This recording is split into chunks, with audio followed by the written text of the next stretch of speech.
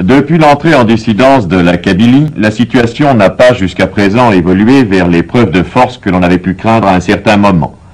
Le gouvernement algérien a réagi, certes, et Ben Bella dispose depuis hier des pleins pouvoirs, mais il ne semble pas fermer la porte à la négociation.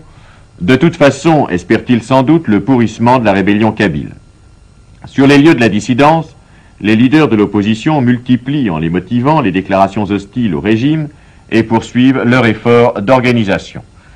Ces images qui ont été filmées par les envoyés spéciaux de la télévision française nous montrent quelques scènes du climat et de l'activité qui règnent là-bas. Elles précèdent les déclarations des deux principaux leaders de la dissidence, Aït Ahmed et le colonel Morand ou El Hadj, déclarations recueillies par Michel Honorin. Il s'agit d'un document exclusif qui ne peut avoir que la stricte valeur d'un reportage.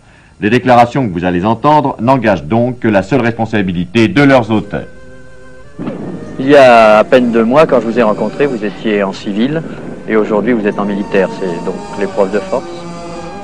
Aujourd'hui, que nous avons atteint un seuil à partir duquel, où c'est la fascisation, c'est-à-dire la mort, la misère morale pour notre peuple, la misère sociale qui doit nécessairement suivre cette misère morale, ou bien la résurrection de notre révolution. Le fait de vous trouver là, dans le maquis, en pleine Kabylie, veut-il dire qu'il n'y a plus de chance de dialogue et que l'on risque d'avoir la guérilla?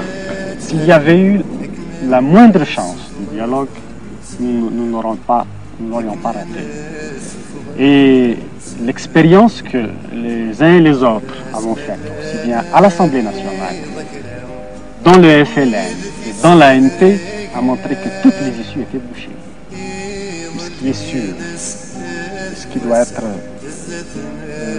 considéré comme absolument un point de non-retour, c'est notre détermination de détruire le régime.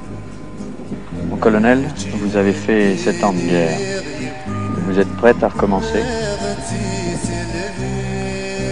Oui, j'ai fait 8 ans de guerre contre le colonialisme. Si le gouvernement algérien décide à remplacer le colonialisme, je suis prêt à faire face. C'est après avoir réfléchi que j'ai décidé de me retirer et de prendre mes responsabilités.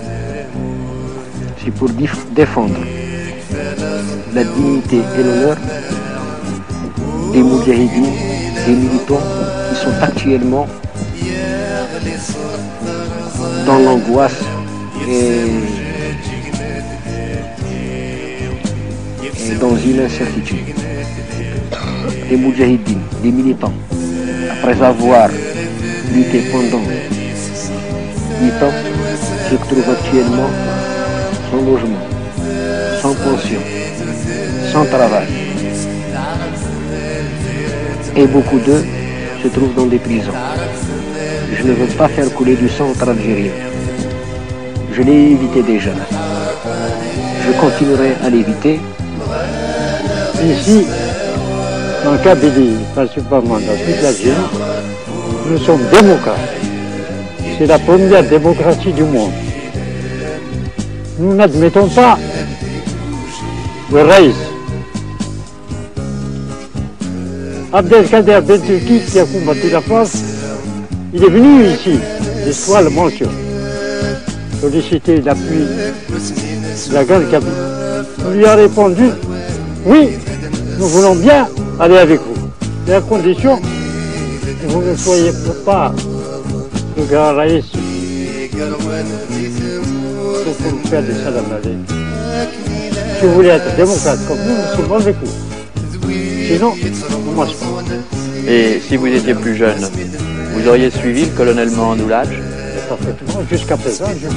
Voilà ce qui m'a poussé à prendre la déclaration dimanche dernier. Ce qui vous a coûté vos galons. Les galons, ce n'est pas